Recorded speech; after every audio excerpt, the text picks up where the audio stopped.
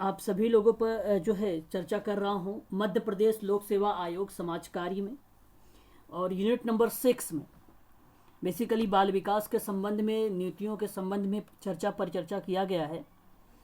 तो यहाँ से भी प्रश्न हो सकता है आप लोगों से पूछा जाए, तो मैंने कुछ मनोविज्ञान बाल मनोविज्ञान से प्रश्न उठाए हैं। जैसे अगर मैं बात करूँ क्वेश्चन नंबर 1 पर, तो यह किसने कहा था या कहा है कि विकास व्यक्ति के अधिकतम संगठन और एकीकरण की पूर्णता की प्रक्रिया होती है। ठीक है, 4 ऑप्शन है।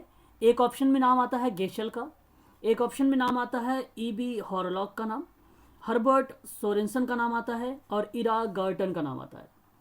लेकिन ध्यान रखिएगा आप सभी लोग, जब आप सभी से ये प्रश्न बने इस तरीके से कि विकास व्यक्ति के अधिकतम संगठन और एकीकरण की संपूर्णता की प्रक्रिया होती है, तो ये परिभाषा होगा इरा गर्टन का नाम। ऑप्शन आपका यहाँ पे डी वाला जो सही है यही करेक्ट हो जाएगा।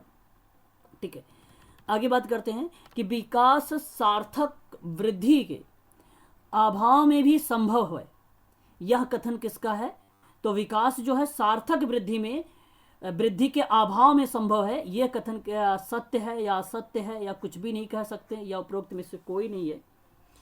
अगर हम बात करें इस प्रश्न पर, तो ये सत्य है, ये बात सत्य है कि विकास सार्थक वृद्धि के अभाव में भी संभव है। तो यहाँ पे जो ये स्टेटमेंट कह रहा है आपका ऑप्शन नंबर ए को रिप्रेजेंट कर रहा है, यही आपका सत्य सही हो जाएगा, ऑप्शन नंबर ए। आगे बात करते हैं कि किसका मानना है कि विकास अभिवृद्धि की अपेक्षा गुणात्मक परिवर्तन की विशिष्ट द्योतक है। ठीक है, तो ये भी प्रश्न अच्छा है, इस प्रश्न को भी आप कर सकते हैं एक स्टेटमेंट के परिप्रेक्ष्य में कि अभिवृद्धि की अपेक्षा गुणात्मक परिवर्तन का विशिष्ट द्योतक है। तो इसका सही जवाब हो जाएगा हर्बर्ट सोरेनसन का नाम आ जाएगा, हर्बर्ट सोरेनसन का नाम आ जाएगा, ऑप्शन नंबर सी। यहाँ पे वृद्धि और विकास एक दूसरे से क्या अंतर संबंधित और आत्मनिर्भर या अंतःनिर्भर हैं, या वृद्धि और विकास एक दूसरे से विपरीत हैं, या समान है या अलग अलग है? क्या आप बताएंगे क्वेश्चन नंबर 4 का सही जवाब? अगर आप लोग बताना चाहें तो इसका जवाब क्या आएगा क्वेश्चन नंबर 4 का? अंतर संबंधित, हाँ अंतर संबंधित और आत्मनिर्भर है वृद्धि और विकास एक दूसरे से। तो यहाँ पर ऑप्शन नंबर ए आपका करेक्ट जवाब हो जाएगा। क्वेश्चन नंबर 5 के बारे में बात करेंगे कि विकास के बारे में कौन सा कथन असत्य है यानी गलत है। तो विकास शारीरिक पक्ष से संबंधित है, तो आपका क्या जवाब आएगा भाई? क्या ये सही है? शारीरिक पक्ष से संबंधित है विकास, तो विकास तो मानसिक भी पक्ष देखता है, सामाजिक पक्ष भी देखता है ना, पर्टिकुलर शारीरिक पक्ष तो देखता नहीं। तो इसलिए आपका यही असत्य हो जाएगा, केवल इसने बात कर लिया है शारीरिक पक्ष से संबंधित है, तो विकास इससे नहीं है ना। हमें विकास के बारे में ही सोचना था। और विकास जो है जीवन पर्यंत चलने वाली क्रमिक और गतिशील प्रक्रिया के रूप में होता है, ठीक है। कार्यात्मकता के पक्ष को भी दर्शाता है, ये भी ठीक है। विकास के अगर फलस्वरूप देखा जाए व्यक्ति के नवीन विशेषताएं और नवीन योग्यताएं भी प्रकट होती थी, ये भी सत्य है। ऑप्शन ए यहाँ पे करेक्ट हो जाएगा क्वेश्चन नंबर 5 का। वृद्धि के बारे में कौन सा कथन सही है? वृद्धि के बारे में, ग्रोथ के बारे में आपको बताना है कि वह स्टेटमेंट कौन सा सही है। तो अगर सही। हाँ, व्यक्ति अगर हम बात करते हैं वृद्ध यहाँ पे, तो वृद्धि व्यक्ति के किसी विशिष्ट पक्ष और शारीरिक पक्ष को दर्शाता है, बात ठीक है। वृद्धि व्यक्ति के जीवन काल के निश्चित समय तक होती है, ये भी बात ठीक है। कोई बताना चाहेगा एज कितनी होती है? 18 और 21 ये एज रखी गई है ना। और वृद्धि व्यक्ति के संरचनात्मक पक्ष को भी दर्शाता है, इसलिए ये भी सही है। तो ऑप्शन नंबर आपका यहाँ पे डी वाला करेक्ट जवाब हो जाएगा। उपरोक्त तो सभी सही है। असत्य कथन को चूज करना है आपको, गलत को बताना है। तो विकास वृद्धि से अधिक व्यापक है, बात तो ठीक है, ये तो सही है। हमें असत्य ढूंढना है। विकास सार्थक वृद्धि के अभाव में भी संभव होता है, तो ये भी सही। विकास जो है सार्थक वृद्धि के अभाव में भी संभव होता है, ये स्टेटमेंट भी अभी आप लोगों ने देखा हर्बर्ट का। अगर हम बात करते हैं वृद्धि का मापन में अवलोकन नहीं किया, अवलोकन किया जा सकता है, इसलिए यही गलत हो गया आपका।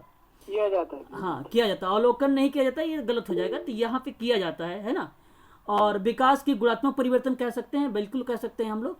तो यहाँ पे ऑप्शन नंबर, अगर हम 7 की बात करें, यहाँ पे क्वेश्चन नंबर 7 की, तो ऑप्शन नंबर सी यानी थर्ड वाला यही आपका करेक्ट जवाब हो जाएगा। ठीक है, आगे बात करते हैं। बालक के सहायक के सिद्धांत के बारे में कौन सा सिद्धांत यह कहता है कि बालक में कोई आकस्मिक परिवर्तन नहीं होता है? आप जरा मुझे बताएं कि विकास के सिद्धांत में एक कौन सा सिद्धांत है? विकास एक सतत प्रक्रिया है सर। हाँ, जहां पे विकास में कोई आकस्मिक परिवर्तन नहीं बताता है। क्वेश्चन नंबर 8 का सही जवाब ऑप्शन नंबर, अगर मैं बात करूं क्वेश्चन नंबर 8 का अगर सही बात करूं, ऑप्शन नंबर बी, सतत विकास। वेरी गुड, यहाँ पे सतत विकास की प्रक्रिया।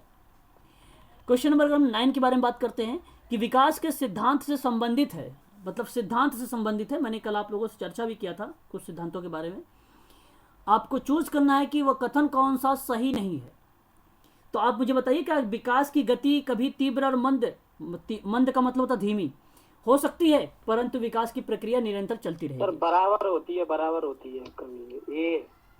तो ये बात आपको लग रहा है ये कि ये एक प्रकार से सही जवाब है। तो जब ये सही जवाब है तो यहाँ पे हमें गलत ढूंढना है, इसलिए ये आपका सही हो जाएगा। होता है किसी किसी में बराबर नहीं, जैसे कि व्यक्ति में कभी कभी जो है विकास अलग है, हर एक व्यक्ति यूनिक होता है ना, तो इसलिए उसके विकास किसी स्टेजेस में तीव्र गति। अभी आप देख लीजिए कि 13 वर्ष या 12 वर्ष का कोई लड़का है तो उसकी लंबाई नहीं बढ़ती है, लेकिन अचानक से लंबाई बढ़ जाती है तो वो तीव्र हो जाती है, और जो नहीं बढ़ रही होती है उसमें धीमी गति थी या मंद गति थी। ठीक है, परंतु निरंतर चलती रहती है विकास। सभी व्यक्तियों का विकास उनके अपने तरीके से होता है, ये भी बात ठीक है।